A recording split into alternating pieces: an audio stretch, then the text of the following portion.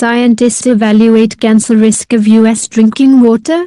Carcinogens in drinking water could be the cause of more than 1 lakh cases of cancer in the United States, according to a recent study.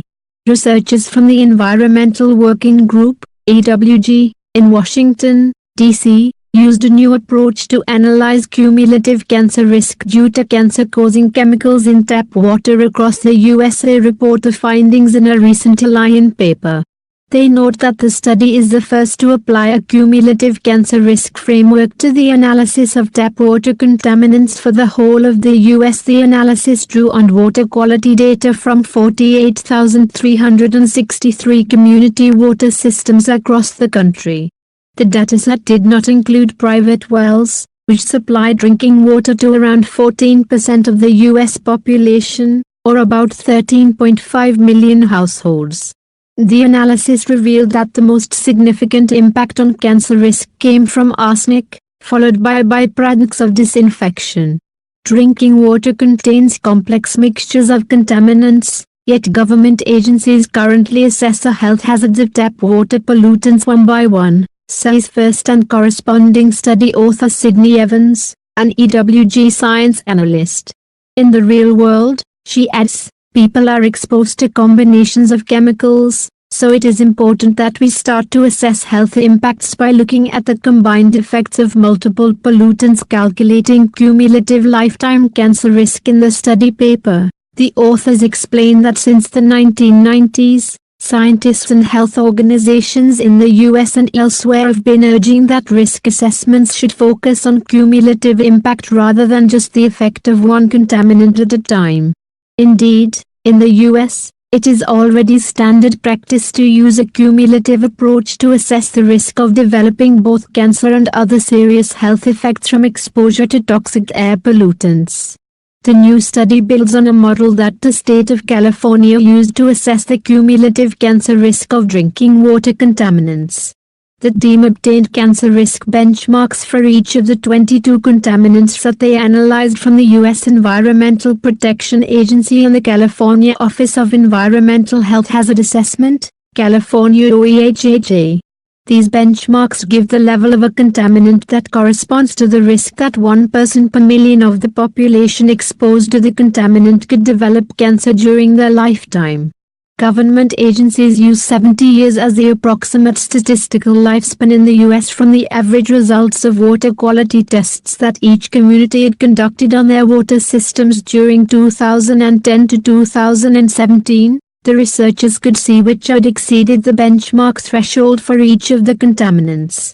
Therefore, for each community in which the contaminant had exceeded the threshold, the estimated number of cases would be the lifetime cancer risk multiplied by the size of the population. Building a national picture at a national level, the estimated number of lifetime cancer cases due to a given contaminant would then be the sum of estimated cases in communities that exceeded the threshold.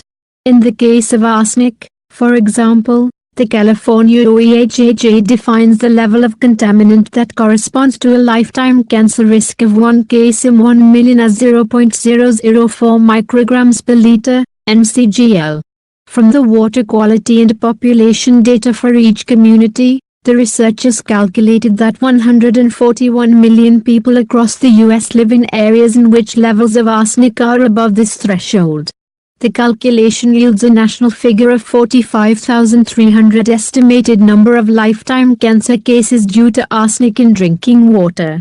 The cumulative lifetime cancer risk is, therefore, the sum of the estimated number of lifetime cancer cases due to each contaminant. Need to prioritize source water protection overall, conclude the authors. Tap water exposure to the carcinogenic contaminants analyzed in this study corresponds to 105,887 estimated lifetime cancer cases. They point out that this magnitude of cumulative cancer risk is on a par with that of cancer-causing air pollutants. The highest risk came from water systems that rely on groundwater and supply mostly smaller communities. However, larger surface water systems also account for a sizable share of the overall risk, note the researchers. This is because they have a persistent presence of disinfection byproducts in them and serve more people. We need to prioritize source water protection, says senior study author Olga Nedenko, PhD, Vice President for Science Investigations at EWG, to make sure that these contaminants don't get into the drinking water supplies to begin with. Important to see findings in context. Jim Smith, Professor of Environmental Science at the University of Portsmouth in the United Kingdom, was not involved in the study. He acknowledges that while the study tries to model cancer risks from drinking water, it fails to explain them in their proper context. For example, it does not make any comparisons with other environmental risk factors. The comparison, he notes, of carcinogenic risk from drinking water and those from air pollution fails to mention that carcinogenic risk from organic contaminants is only a very small factor in total air pollution risk. Such a comparison could mislead people who are not familiar with these types of studies into believing that the health risks of drinking tap water are similar to those of exposure to air pollutants. Without appropriate context, scientific results can lead to an understandable public overreaction to risks and to wrong policy decisions. He concludes, please subscribe my channel. Thank you. Scientists evaluate cancer risk of US drinking water. Carcinogens in drinking